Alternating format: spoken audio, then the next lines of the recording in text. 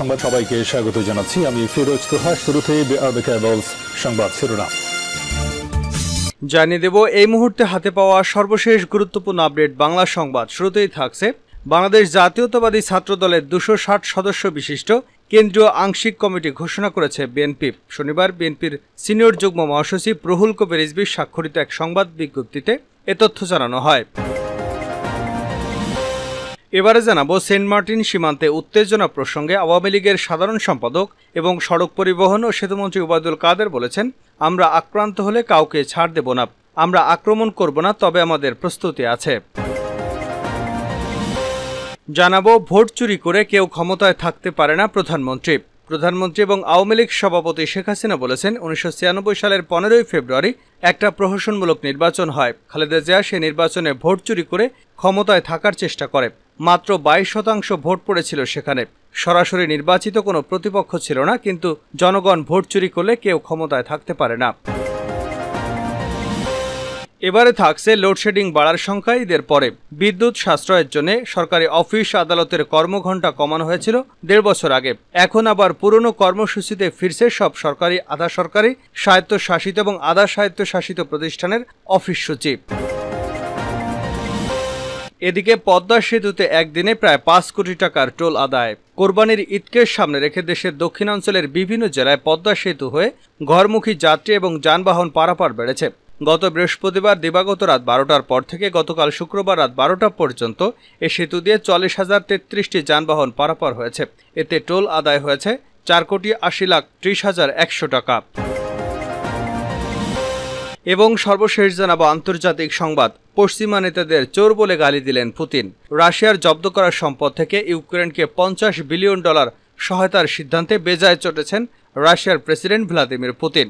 এতক্ষণ শিরোনাম শুনছিলেন, এবার বিস্তারিত। প্রিয় দর্শক, আপনি যদি এই চ্যানেলে নতুন হয়ে থাকেন, ভিডিওটি দেখতে দেখতে চ্যানেলটি সাবস্ক্রাইব করে আমাদের সঙ্গেই থাকুন। আর এই ভিডিও সম্পর্কে আপনি আপনার মূল্যবান মতামতটি কমেন্ট বক্সে জানিয়ে দিন। আর হ্যাঁ প্রিয় দর্শক, জানিয়ে দিন ভিডিওটি কোথা থেকে দেখছেন।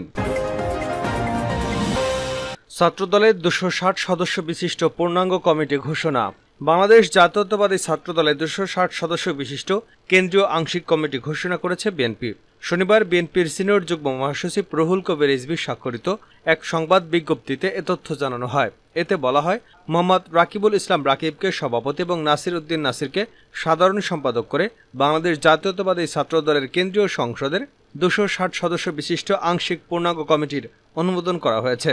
এতে সভাপতি করা হয়েছে রাকিবুল ইসলামকে, আর নাসির উদ্দিনকে সাধারণ সম্পাদক ঘোষণা করা হয়েছে। পূর্ণাঙ্গ কমিটিতে 41 জনকে সহসভাপতি করা হয়েছে, আর সিনিয়র যুগ্ম সাধারণ সম্পাদক করা হয়েছে 1 জনকে, আর যুগ্ম সাধারণ সম্পাদক করা হয়েছে 111 জনকে। বিজ্ঞপ্তিতে জাতীয়তাবাদী ছাত্রদলের বিভিন্ন ইউনিটের সভাপতি এবং সাধারণ সম্পাদকদের কেন্দ্রীয় সংসদের পদমর্যাদা উল্লেখ করা হয়েছে। এর আগে গত 2রা মার্চ রাকিবুলকে সভাপতি করে নাসিরকে সাধারণ সম্পাদক করে ছাত্রদলের আহ্বায়ক কমিটি ঘোষণা করা হয়, আর আজ পূর্ণাঙ্গ কমিটি ঘোষণা করা হয়েছে। আমরা আক্রান্ত হলে ছেড়ে দেব না, সেন্ট মার্টিনে ওবায়দুল কাদেরের বক্তব্য। সেন্ট মার্টিনের সীমান্তে উত্তেজনা প্রসঙ্গে আওয়ামী লীগের সাধারণ সম্পাদক এবং সড়ক পরিবহন ও সেতুমন্ত্রী ওবায়দুল কাদের বলেন, আমরা আক্রান্ত হলে ছেড়ে দেব না, আমরা আক্রমণ করব না, তবে আমাদের প্রস্তুতি আছে। শনিবার দুপুরে রাজধানীর ধানমন্ডিতে আওয়ামী লীগ সভাপতির রাজনৈতিক কার্যালয়ে এক ব্রিফিংয়ে এসব কথা বলেন তিনি। সেন্ট মার্টিনে মিয়ানমারের গোলাগুলি নিয়ে দেশটির সঙ্গে আলাপ আলোচনার মাধ্যমে সমাধানের চেষ্টা চলছে বলে জানান ওবায়দুল কাদের। তিনি বলেন, যুদ্ধকে পরিহার করে আলোচনার মাধ্যমে সমাধানের চেষ্টা চলছে এবং চলবে, তবে আক্রান্ত হলে জবাব দেওয়া হবে। সড়ক পরিবহন ও সেতুমন্ত্রী বলেন, আমাদের প্রতিবেশী দেশ মিয়ানমারের অভ্যন্তরে কিছুটা সংকট আছে। তারা 54টি নৃতাত্ত্বিক গোষ্ঠী রয়েছে, তাদের নিজেদের মধ্যে বিরোধ রয়েছে, মতানৈক্য নেই। তাদের অভ্যন্তরীণ সংকটে আমরা যদি ভুক্তভোগী হই, সাফার করি, তাহলে সেটা হবে অত্যন্ত দুঃখজনক। সেখানে সরকার আছে, সামরিক শাসক। আমরা আলাপ আলোচনার মাধ্যমে সমাধানের চেষ্টা করছি এবং করে যাব, যুদ্ধকে পরিহার করে। তবে আমরা আক্রান্ত হলে সেই আক্রান্তের জবাব দেব, আমাদের খাটো করে দেখার কিছু নেই, আমরা প্রস্তুত রয়েছি। আজ রোহিঙ্গা সমস্যা বাংলাদেশের উপর জেঁকে বসেছে উল্লেখ করে ওবায়দুল কাদের বলেন, মানবিক কারণে প্রধানমন্ত্রী শেখ হাসিনা উদারভাবে সীমান্ত খুলে দিয়েছিলেন, এজন্য তাকে মানবতার মা বলা হয়। এখন বিশ্বের বড় বড় দেশ ও সংগঠনগুলো এজন্য আমাদের প্রশংসা করে, লিপ সার্ভিস দেয়, কিন্তু রোহিঙ্গাদের পুনর্বাসনের যে সাহায্য তার পরিমাণ অনেক কমে গেছে। অর্থনৈতিক চলমান সংকটে আমরা চিন্তায় আছি। 10 থেকে 12 লাখ রোহিঙ্গার বাড়তি চাপ সৃষ্টি করে আছে। দুনিয়ার বড় বড় দেশগুলো এবং সংকট নিয়ে কথা বলে। আমাদের লিপ সার্ভিসের দরকার নেই, দরকার আমাদের কাঁধ থেকে রোহিঙ্গাদের বোঝা নামিয়ে ফেলা। আমরা সার্বিক চেষ্টা চালিয়ে যাচ্ছি। আমাদের প্রধানমন্ত্রী যেখানে যান সবার আগে রোহিঙ্গা প্রসঙ্গ উপস্থাপন করেন।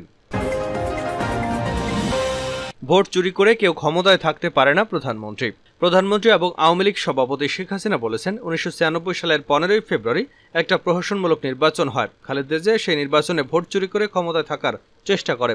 মাত্র 22% ভোট পড়েছিল সেখানে। সরাসরি নির্বাচিত কোনো প্রতিপক্ষ ছিল না, কিন্তু জনগণের ভোট চুরি করলে কেউ কিন্তু ক্ষমতায় থাকতে পারে না। বাংলাদেশের জনগণ এ ব্যাপারে অত্যন্ত সচেতন। শনিবার সকালে গণভবনে কৃষক লীগের উদ্যোগে 3 মাসব্যাপী বৃক্ষরোপণ কর্মসূচির উদ্বোধন ও পুরস্কার বিতরণী অনুষ্ঠানে এসব কথা বলেন সরকার প্রধান। আওয়ামী লীগ সভাপতি বলেন, আমার খুব হাসি পায় যখন দেখি বিএনপি ভোটের কথা উচ্চারণ করে, নির্বাচনের কথা বলে। জিয়াউর রহমান অবৈধভাবে ক্ষমতা দখল করে এদেশের ভোটের সব অধিকার কেড়ে নিয়েছিল। তার সেই হ্যানা ভোট দিয়ে যাত্রা শুরু। অবৈধ ক্ষমতাকে বৈধ করার জন্য প্রধানমন্ত্রী বলেন, একাধারে সেনাপ্রধান, তারপর আবার নিজেকে রাষ্ট্রপতি ঘোষণা দিয়ে ক্ষমতা এসে রাষ্ট্রপতি নির্বাচনী প্রহসন, ক্ষমতার মসনদে বসেই দল গঠন, ক্ষমতার উচ্ছিষ্ট বিলিয়ে যে দল গঠন করে তাকে আবার জিতিয়ে আনার জন্য ভোট চুরির একটা প্রক্রিয়া দেশে শুরু। জিয়াউর রহমানের পরে তারই পদাঙ্ক অনুসরণ করে এরশাদ ক্ষমতা এসে জনগণের ভোটের অধিকার ছিনিয়ে নিয়ে খেলতে থাকে। দেশের কৃষক শ্রমিকদের কথা তুলে ধরে শেখ হাসিনা বলেন, এদেশের কৃষক শ্রমিকরা সবসময় অবহেলিত থেকে যায়। এরপর এলো খালেদা জিয়া। সেও ক্ষমতায় আসার পর দেখা গেল শুধু জনগণের ভোট চুরি করায় না, দেশের কৃষকের ভাগ্য নিয়েও ছিনিমিনি খেলে। সার পাওয়া যাচ্ছে না, কৃষক আন্দোলন করছে, আন্দোলন করার অপরাধে 18 জন কৃষককে গুলি করে হত্যা করা হয়েছিল। জিয়াউর রহমান বৃক্ষ নিধন শুরু করেন দাবি করে তিনি বলেন, ঠিক হোটেল শেরাটনের সামনে একটা আইল্যান্ড আছে যেখানে নাগকেশর ফুলের গাছ ছিল, সেখান দিয়ে গাড়ি নিয়ে বা হেঁটে গেলে খুব সুন্দর খুশবু আসত, চমৎকার সবুজে ভরা ছিল। সেগুলো জিয়াউর রহমান কেটে ফেলে দেয়। আমাদের পররাষ্ট্র মন্ত্রণালয়ের পাশে বিরাট বাগান বিলাসের ঝাড় ছিল, সেখানে অনেক টুনটুনি পাখি ছিল। আমরা ছোটবেলায় রুটি নিয়ে যেতাম, সেখানে অনেক খাবার দিতাম তাদের, সেটাও কেটে ফেলে। এভাবে সারা বাংলাদেশের বৃক্ষ নিধন, এটাও কিন্তু তাদেরই একটা চরিত্র। এবং তারা আরেকটা নমুনা আপনারা দেখেছেন 2013 সালে আওয়ামী লীগ প্রথম বৃক্ষরোপণ শুরু করে দাবি করে শেখ হাসিনা বলেন, আওয়ামী লীগই বোধহয়, আমি জানি না উপমহাদেশে কেন, পৃথিবীর যে কোনো দেশে যে কোনো দলের কর্মসূচিতে দেখবেন পরিবেশ রক্ষার জন্য বৃক্ষরোপণ এটা আওয়ামী লীগই শুরু করে। লোডশেডিং বাড়ার সংখ্যা ঈদের পরে। বিদ্যুৎ সাশ্রয়ের জন্য সরকারি অফিস আদালতের কর্মঘণ্টা কমানো হয়েছিল প্রায় 1.5 বছর আগে। এখন আবার পুরনো কর্মসূচিতে সকাল 9টা থেকে বিকাল 5টা পর্যন্ত ফিরছে সব সরকারি, আধা সরকারি, স্বায়ত্তশাসিত ও আধা স্বায়ত্তশাসিত প্রতিষ্ঠানের অফিস সূচি। ঈদুল আজহার পর প্রথম কর্মদিবস থেকে এই কর্মসূচি কার্যকর করা হবে বলে জানানো হয়েছে। বর্তমানে সরকারি অফিস কর্মসূচি সকাল 9টা থেকে বিকেল 4টা পর্যন্ত। এখনই চাহিদা অনুযায়ী বিদ্যুৎ উৎপাদন করতে পারছে না বাংলাদেশ বিদ্যুৎ উন্নয়ন বোর্ড। এই গরমে কর্মঘণ্টা বৃদ্ধিতে অফিসের এসি, ফ্যান, লাইটগুলো আরও 1 ঘন্টা বেশি চলবে। ফলে আগের তুলনায় বিদ্যুতের অপচয় বাড়বে। বর্তমানে সারা দেশে বিদ্যুতের ঘাটতি প্রায় 1000 মেগাওয়াটের মতো। এর প্রায় পুরোটাই পূরণ হচ্ছে ঢাকার বাইরের জেলা, শহর এবং গ্রামাঞ্চলে লোডশেডিং দিয়ে। অনেক এলাকায় 5 থেকে 6 ঘন্টা লোডশেডিং হচ্ছে। এমত অবস্থায় কর্মঘণ্টা বাড়ানোর ফলে গ্রামাঞ্চলে লোডশেডিং এর মাত্রা আরও বেড়ে যাওয়ার আশঙ্কা রয়েছে। এ বিষয়ে জানতে চাইলে বিদ্যুৎ বিভাগীয় নীতি এবং গবেষণা প্রতিষ্ঠান পাওয়ার সেলের মহাপরিচালক প্রকৌশলী মোহাম্মদ হোসেন কালের কণ্ঠকে বলেন, এতদিন পিক আওয়ারের আগেই অফিসের কাজ শেষ হতো, নতুন অফিস সূচিতে বিদ্যুতের পিক আওয়ার ছুঁয়ে যাবে। ফলে পিক আওয়ারে বিদ্যুতের চাহিদা আরও বাড়বে। আশা করছি কর্মঘণ্টা 1 ঘন্টা বাড়ানোর প্রস্তুতি আমাদের রয়েছে। পিক আওয়ারে যাওয়া হচ্ছে সেই সময় যখন বিদ্যুতের চাহিদা সর্বোচ্চ পর্যায়ে পৌঁছায়। বাংলাদেশে এখন সন্ধ্যা 6টা থেকে রাত 11টা পর্যন্ত বিদ্যুতের পিক আওয়ার ধরা হয়, বাকি সময়টা অফ পিক আওয়ার। পদ্মা সেতুতে একদিনে প্রায় 5 কোটি টাকা টোল আদায়। কোরবানির ঈদকে সামনে রেখে দেশের দক্ষিণাঞ্চলের বিভিন্ন জেলায় পদ্মা সেতু হয়ে ঘরমুখী যাত্রী এবং যানবাহন পারাপার বেড়েছে। গত বৃহস্পতিবার দিবাগত রাত 12টার পর থেকে গতকাল শুক্রবার রাত 12টা পর্যন্ত এ সেতু দিয়ে 44,033টি যানবাহন পারাপার হয়েছে। এতে টোল আদায় হয়েছে 4,80,30,100 টাকা। এর আগে গত ঈদুল ফিতরে একদিনে টোল আদায় করা হয়েছিল 4,89,94,700 টাকা। সেই হিসেবে গত 24 ঘন্টায় আদায় করা টোল পদ্মা সেতু চালু হওয়ার পর এ যাবৎকালের দ্বিতীয় সর্বোচ্চ বলছে সেতু বিভাগ।